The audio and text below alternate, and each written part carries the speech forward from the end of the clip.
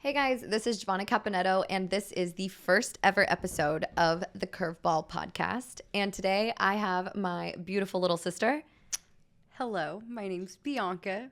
Rooker now. That's weird. She sounds a lot sweeter still than she actually 3 years is. later. Rude. But I feel so honored to be here today because my sister's first podcast, first episode, and I get to interview her. You guys get to hear about her curveballs today that she's been through in life and how she is where she's at. It's been fun to watch being her little sister. She's been my role model I've looked up to forever, and I'm so glad that you guys get to hear a little bit more into her life and her real life of who she really is and how amazing of a person she is and what I she's didn't pay her to say and it. what she's brought to everybody that she's met in life, not even her people that she's marketing for or representing. She's just like always given so much to every little person that she's ran into that doesn't deserve it always. So it's been awesome to watch. I'm proud of her for everything she's accomplished in the last 4.5 years, even before that. So I'm excited to be here. I'm excited for you guys to hear this episode, and I hope you love it. And I hope you keep listening to her. Even Bianca's not on it. Even when I'm not here. I know you love to hear me People talk, will be more but interesting.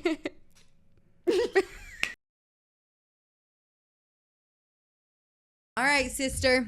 All right, Yankee. I need to know, why are we here? Why did you call me to do this? What are we doing? So I've had this mapped out for about 3 years now, as you know, or you might not know because I think I kept this one pretty under the radar. I've wanted to start a podcast for a long time. I feel like I have a unique life that I feel like some people want to hear about, but I think it's unique in the way that I get to know people on a very personal level, and I want people to know these types of stories about the people that are in my world and my network. So with that, I decided now, well, I didn't actually decide this. I was kind of forced into starting this after telling my idea. Forced, but she said she's had this idea for 3 years. I have, but it's one of those things. It's one of those things, you have that idea, but you just sit on it forever because a million other things. But yeah, right. It's where do you start? Just like we couldn't start this conversation. The hardest part. I will be recording a intro later because I couldn't figure out where to start. I started my company almost 5 years ago now. So that's been my baby. And then I'm like, do I even start something now and add something else into my, my routine, my schedule? Probably not, because I'm busy as you know what? I'm not censoring this podcast, damn it. This is who I am. I'm too damn busy. I am not censored. Yeah, so fuck just that. A heads up Yeah, if something comes out now. I'm too damn busy. So I was like, I don't know if I'm going to add something else. And then, you have to think about all other things. And I have a pretty awesome friend, and they decided they were going to force me into this after hearing about it. So I'm like, when do we start? And they're like, well, I'd say we launch it 2 weeks from now. And I'm like, Hello, sister. Bianca. Sister. Sister. Can you help me? Do you want to be my friend? But please. But really. You're kind of my one and only. So you want people to know more of your world, more people in your world. Yeah. As like people. Exactly. Not just like public figures. And whether that's an athlete, whether that's an entrepreneur, whether that's like you, right? Mm-hmm. Everybody has a story.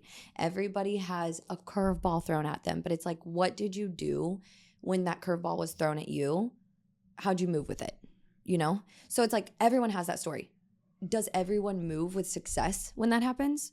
No.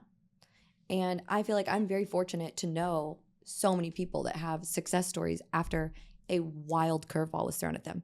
So it's like, I think they're fucking amazing. And I think these people are so cool. And I get to know them, and I love all of them, and I love all their stories, but not everyone gets to know them.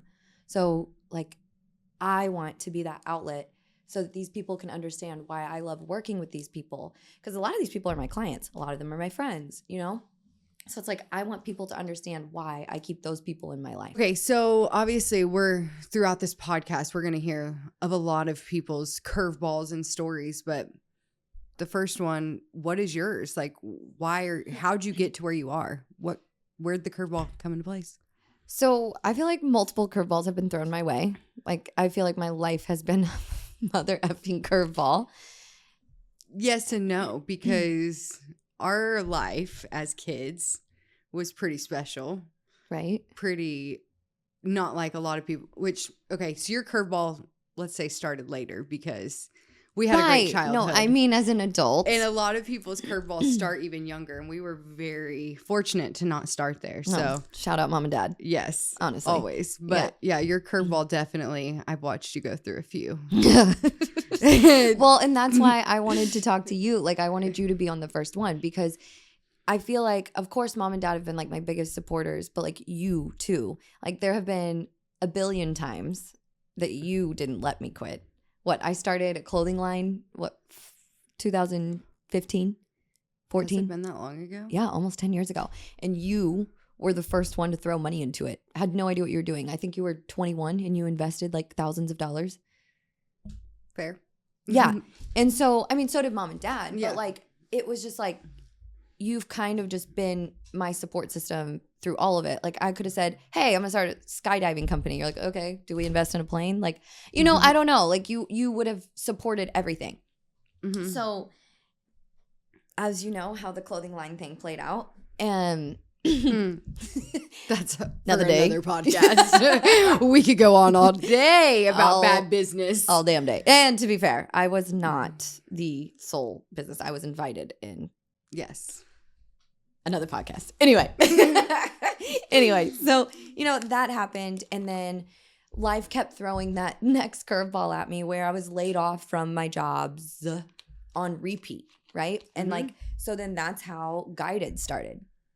And even when Guided started, as you will soon know, when starting a business, you strike out constantly. And it's if you keep going back, you know, you keep going back to back.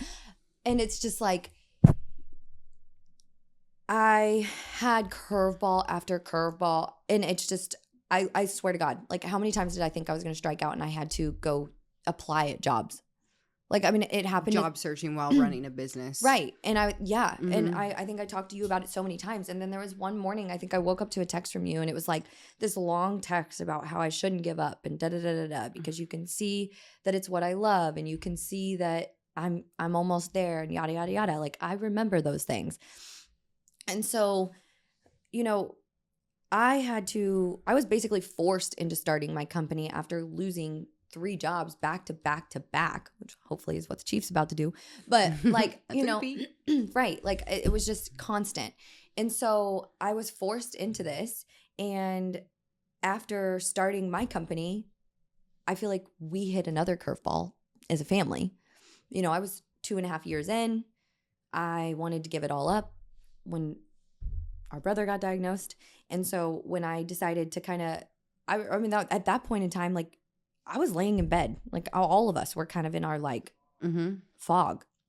And so it wasn't until like Lucas Bartlett called me and he asked for my help. And then when Lucas had that random ALS like connection, that he wanted to do, and he was doing this fundraiser for, it like reignited everything that I had in me. And so gave you a purpose again, for right. sure. And so once, you know, then I decided, hey, I'm going to lean into that. And then it was like the snowball effect. And I found my purpose. I found my drive. I found where I wanted Guided to truly be, because I feel like the first 2.5, almost even 3 years, I'll be 5 years in June. Like, those first years were 100% the discovery phase of my company. 100%. And just seeing where you fit in, what was going to be your forte. You're just trial and erroring. Yeah. It's not like, I mean, mom and dad have businesses, but theirs is like a product, right? Right. So it's like, you're not selling a service. Like, mine is just like, I could make up any. I could do that. I could do that. I could do that. Yeah. But it's like, I got to hone in on something. Yes, because then you're being pulled in too many directions. Yeah. So it wasn't until I think that final thing happened, and it's entrepreneurship, so I'm gonna have about 8 billion more curveballs thrown at me before I die. But like that was I would say the most pivotal one in my career yet, and that's what helped me figure out the actual trajectory of where I wanted Guided to go. And then ever since then, and I leaned into that, that's when I've landed some of my biggest clients, and the clients that I just made Guided what it is today. So yeah, I would say that's my curveball. That's fair. And it's not one curveball. No, it's a lot. It's many. So I think I got hit by a few pitches on the way too. Yeah. And like you said, you're going to keep getting hit by pitches. Honestly though. And I With have been. curveballs. Yeah. It's never going to stop in entrepreneurship. I mean, we've seen that our whole life. And I'm going to get to see it soon. So I know. Can't wait to talk about that one. But if you don't ever jump into it, you don't ever know what it'll be. And you kind of have to take that leap of faith. And if things are great in the corporate world if they would have been great where your 4-year degree would have led you, then I probably would have thrived there. Yeah. But you never would have been where you're at, where you're supposed to be. So it's like, because if everything is always, always good, you're never going to take that leap. But when things are bad, fuck it. What do you do next? Like, you just have to go for it. I was literally backed into a corner. Like, who was going to pay my bills? Now what? Yeah. Literally. Like, who was going to pay my bills? Mm-hmm. Yeah. I had to figure it out. Yeah. So that was it. And I think, the resiliency aspect of it is like, so it's almost like a drug, right? Like you just keep getting hit with things and you keep getting knocked down. And it's to the point now where something hits me that is awful, where when I started my company, if I would have lost a client, it was like the end of the world. I took things to heart. I remember. Okay, shut up. But but honestly, and now it's like, it's just sweat that rolls off. And I'm like, okay, so how do I fix it? How do I get even better than that? And it just, nothing really phases me. Almost nothing surprises me. Nothing phases me anymore. So I really, really, really love that. And yeah, that means you definitely have gotten to a good spot. Maturity wise too, though. I feel like that's a huge thing. Yeah, you've grown up. We've seen a lot of, to be able to get to that point where you can just let things flow off, like people don't bother you anymore, people's personalities, their friendship, whatever, it doesn't surprise you anymore. Whereas before it was like the end of the world. Now it's just like, there's more of you. Not that you don't care about your friendships, but no, I do. But at this point, like I say, if it's not making me happy or money, I'm out. Yeah. Life's too short. Our perspective on life has changed so much. And it's like, and I'm sure a lot of people has went through an experience like that where it changes. Right. And that's what I'm saying. That's what I want people to know about. What made people, go the direction they've gone. Yeah. Because it's always easy to look at people when they're in this light of, they're different. They're not humans like we are. But I guess being around all these people, to me, not that I don't get excited when it's a celebrity or an athlete. It's just like, they're human. They're just like us. They go to bed like us. They put their underwear on like us. They're just like us. And like you said, they've had struggles like we have, different struggles or whatever they may be. And I like that you're going to bring light to that, because right. And even to that need point, to be humans, they might be millionaires and they're like, oh, well, they've got that problem, but we have it worse. Nobody's problem is worse than the other. People still mentally deal with shit. No, if there was 10 people around this table and they all put everybody put a problem in the center and you grabbed a problem, I am for certain you would probably put that problem back and take yours and walk away, because a lot of people's problems are bigger than ours that you don't even realize. I mean, you don't know what people go through. Yeah, but and then even to that point, which is why we're here, is it could bring you down and it could keep you down. But what I want to focus on is the rise up from it. How did you build up and succeed? How did you not let it keep you down? So that's where I want to focus on. And I feel like I have a lot of amazing stories to share with. Even we could talk all day about shit that I've gone through and where it's, we've come up and things you've come up from. And I mean, you were 21 and bought a house and I'm still in an apartment with a cat. My financials started well at a very young age compared to most. So, Yeah. yes. Yeah. Hey, you gave me the ultimatum, kind of. You forced me into buying that house. You know that, right?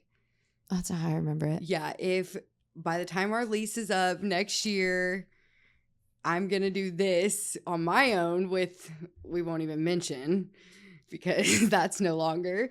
Okay, but I was always planning to live alone. Well, yeah, but basically by the next lease, we were separating is how I took it. And I wasn't going to go apartments. Hell no. I'm not going to go pay somebody else's bills. I'm going to go buy my house. We differ on this one. Yeah. So anyways, you forced me into that house, but that's okay. Financially, it's Well, I'll take your financial credit. Thank you. Where's my 20%? Yeah, no. Well, at this point, it's long gone. It's going into entrepreneurship. Remix. Yeah. I'm nervous for it. Can you tell? Yeah, we'll talk about that one too. Mm-hmm. I can't wait to talk about that. But okay, so we've talked about your curveballs, the lows. Let's talk about some of your highs. We've had a lot of highs. So let's talk about it. What are you excited about? What do you have coming soon? What's next for Guided?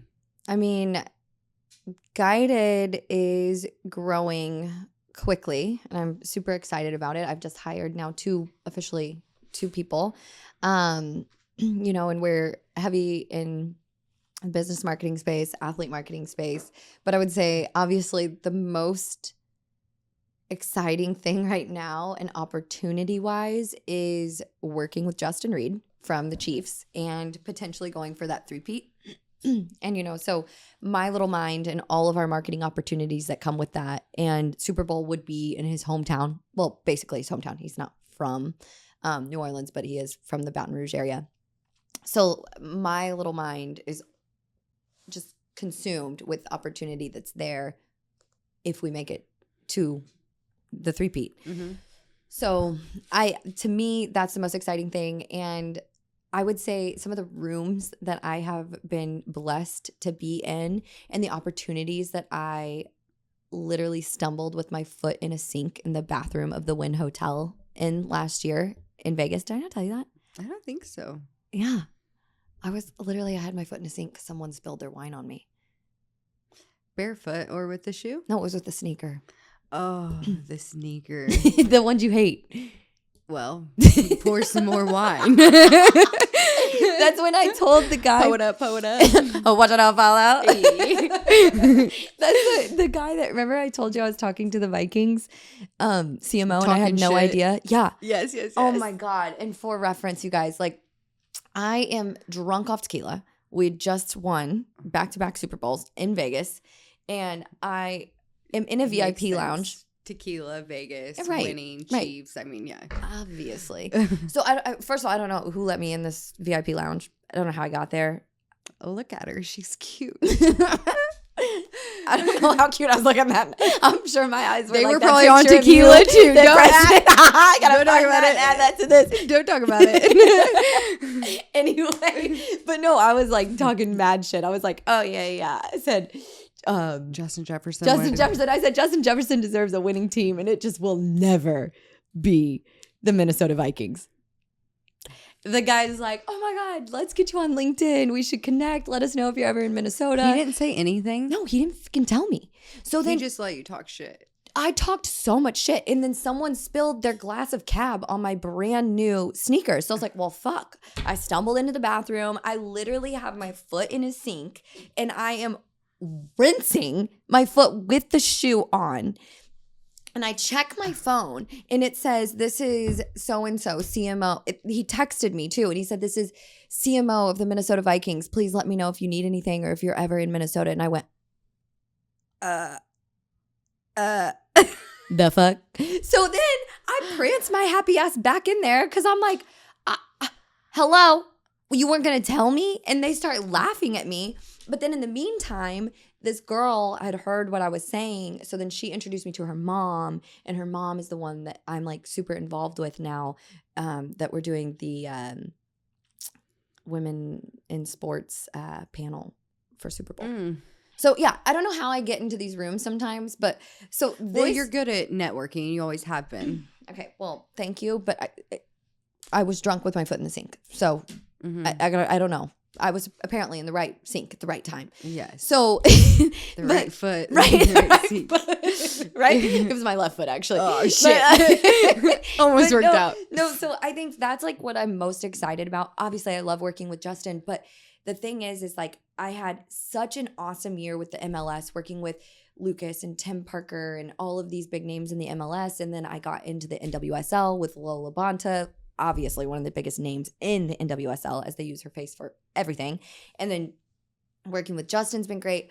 But I think being able to navigate my own way into Super Bowl, because last year when I went to Super Bowl for all that media stuff, I was there 6 days in Vegas. I really didn't have a client that I was representing at all. I just went and I was like, I have to go because this will be like an investment for my future. And I went and I'm like talking to, luckily I do have points of contact with an NFL network. So I got, my VIP pass on Radio Row and I'm like, just prancing around, talking to Baldy, talking to Kay and Matt. And so I just kind of formed my own network, as you said, there. And so I was like, next year, like I'm going to go in with a full plan and I'm going to have this done and this done and this done. And like, it's actually panning out. So, and what is like my biggest thing is like my network is eventually going to be my net worth, right? Yeah. So it's like I've been staying in those rooms and just like trying to figure out how I can be in that next level.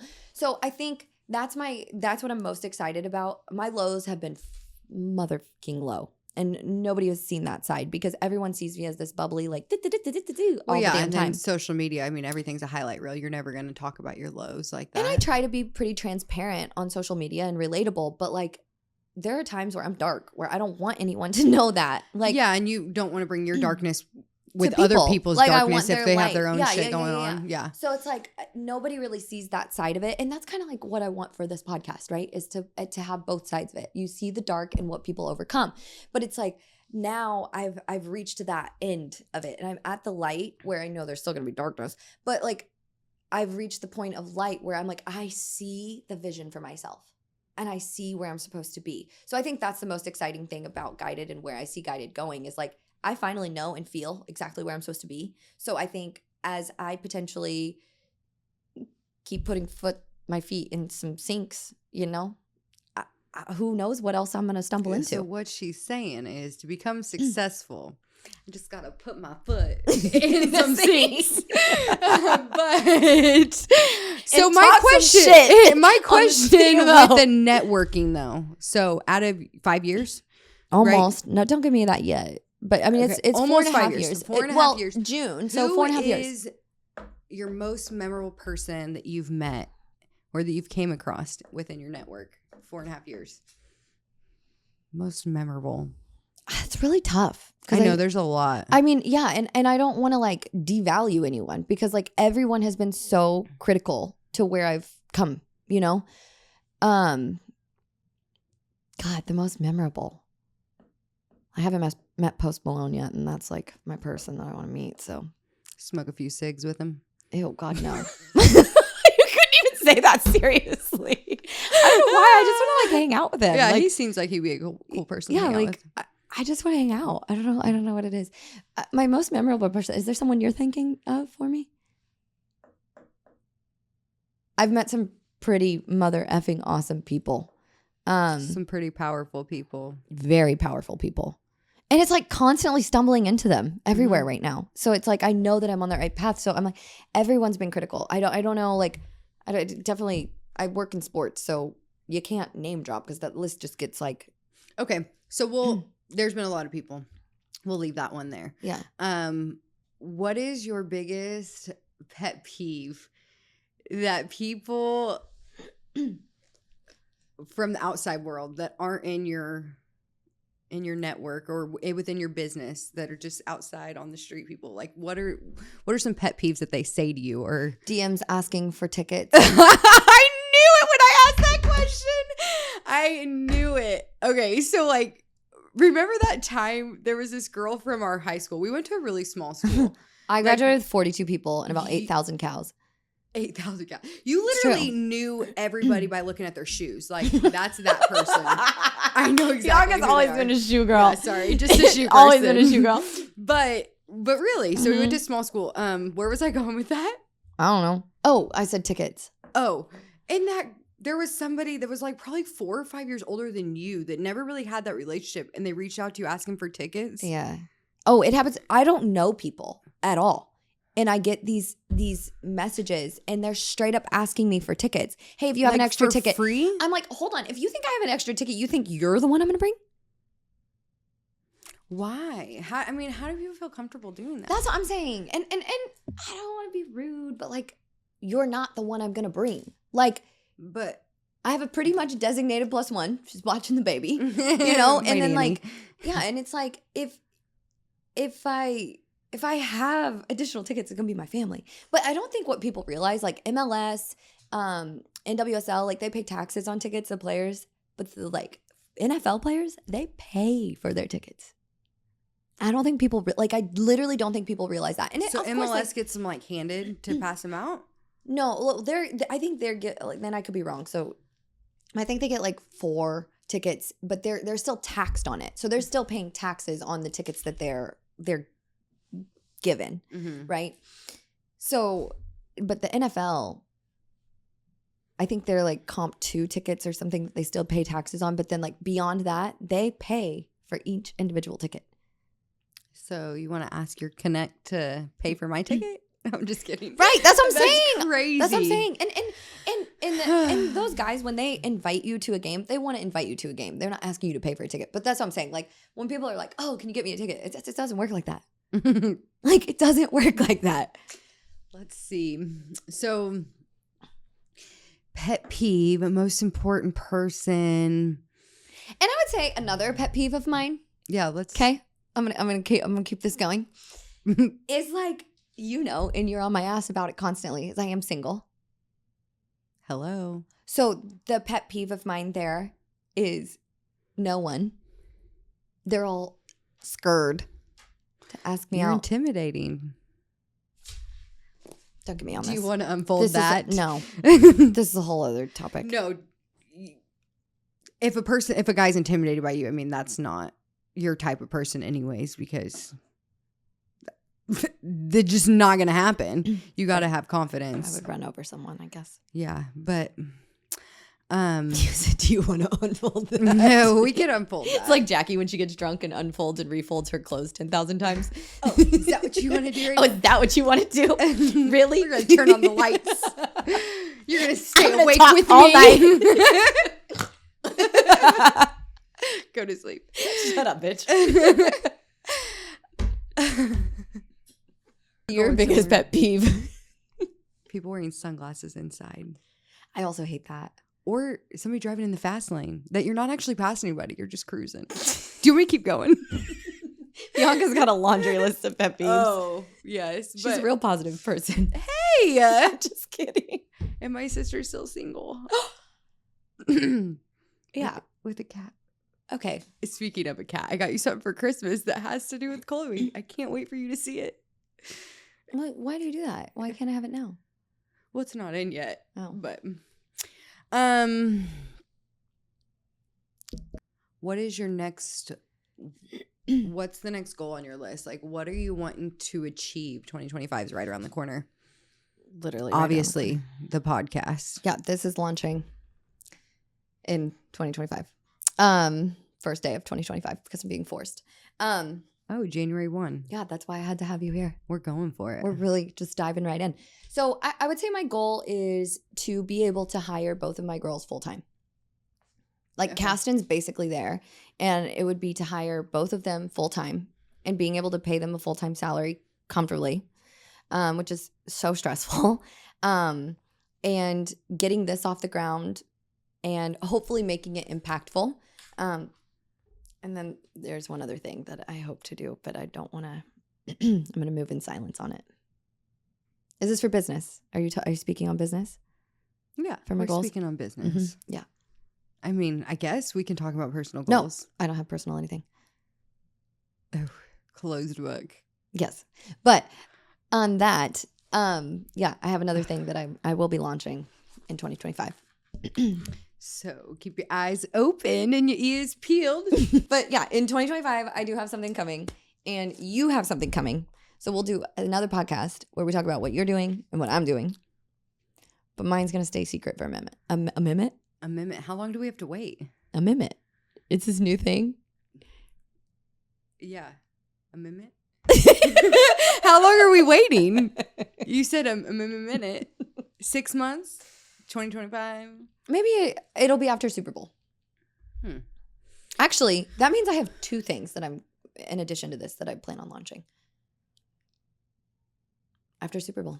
I kind of feel gypped right now, I guess is the right word. Like, I'm your sister. I don't even know what the fuck is going on.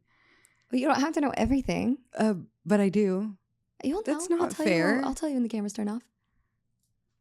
Turn off. I have to move in silence for a little bit, though. That's what you do with your relationship life. Yes. And that will stay. Can we go back to that? No. Can I find a brother-in-law? No. Can somebody step up instead of asking for tickets? Why don't you say, can I buy you tickets to go to the game? Can we go together? Like, let's go that route instead. Okay, I'm 2 babies in. I would like to have babies with my sister. You're going to have 6. No, but I'll wait a while for some more. I want kids. Oh, I know you do. We're going to have them together. It's going to happen. I'm manifesting it now, but I need a brother-in-law. So that's where I was going with that. Is that where you were going? Next. Next question. Yeah, next question. You said in 2025, 2 people that you are currently, you're paying, you want to pay full time. Is your goal to have like that question made me hot. Talking about boys, got a little flustered. Okay, sorry, go. So your goal 2025 is to pay for 2 people full time, but like, is your 2030 goal to have a whole group? Like, I guess I don't want to say. Yeah, I mean, I would love to agency be like, you are that, but I would love to be running like a larger agency for sure, where I can, and I hope to have him on the podcast. But one of my friends this past weekend was talking about like stages of entrepreneurship. Hopefully by 2030, my money is doing the job, right? And I'm just kind of get to like coast and continue to grow and build other things. And not that I want to hire only females, because I honestly think being a female and working in sports is hard. So I don't know that I want to bring. It's hard to trust certain people to bring into that world. So I don't know if I want to exposing them to your network. I mean, we've seen that in most of your curveballs. Is a lot of people try to take advantage of that. Yes, and just want you for that network. That is also a huge pet peeve of mine. Yes. Yeah. I mean, rightfully so. Well, and then that's the thing, like you can't come in and then you go give behind my stamp back. of approval on everything in my life, I feel like, including people, friendships, and all the things. And I have taken into consideration every time you say you don't like someone or trust someone, because it's been correct every fucking time. Yeah. I know. But I mean, yeah. So with that, like, I mean, it's not that I want just a female in sports type thing or female running businesses, like, but it's kind of like lean to that direction unintentionally. It's just really hard to find the people to represent me and trust that representation. Because everybody that I have join is going to be an extension of me. Just like when I sign a client, like I'm an extension of them. So that's a beautiful vision, is to have like the idea of being this massive company. But I feel like I want to keep it super personal. I don't want it to be massive. Like, I think athletes and businesses like working with me because it is personal. Like, I'm there and, you know, they get a closer grasp on things because I am so present. So I don't want to get too far away from being personal with them. So not too big, but having the right team to represent me correctly so that we can represent our people correctly. Yeah, that's super important. Yeah, and I don't want to say, like, I don't want to say these goals per se, like, for 2025, because as you know, things change drop of a dime. So it's like, I'm So just going to fast. keep taking things day by day and growing where I can grow and controlling what I can control. And right now, Control the controllables. yeah. And right now, knock on wood, it's working out. I love it. Just trusting it and moving with it. You got to go with it when it's good. That's for sure. Yeah. And thank you How do you for jumping on my first ever podcast episode. Hopefully it doesn't suck. And if it does suck, I'm blaming it all on you. Fair. Little Then you sister. can restart without me. And then maybe it'll do better next time. No. No, it's going to do great because I'm on here. Oh my God. People will probably want you more. I feel like everyone likes you more than me. But okay. Calm down. Calm down. Ask Kaylin. No, I'm just kidding. You assholes. You're friends without me now. I know. So anyway, thank you so much for being on my first episode. And it means the world to me. Yeah, thanks for having me. Thanks for letting me interview you. I'm so glad I've gotten to experience all of the highs and lows. Hopefully there's not many more curveballs. I'm sure there will be, but not what you've been through in the past. So hopefully everything is bright and up from here. I'm so excited to watch it and get free tickets. Can't wait. Kiss my ass. I love you. Love you too. All right, guys. Thank you so much. And hopefully the next episodes are With good. more interesting people.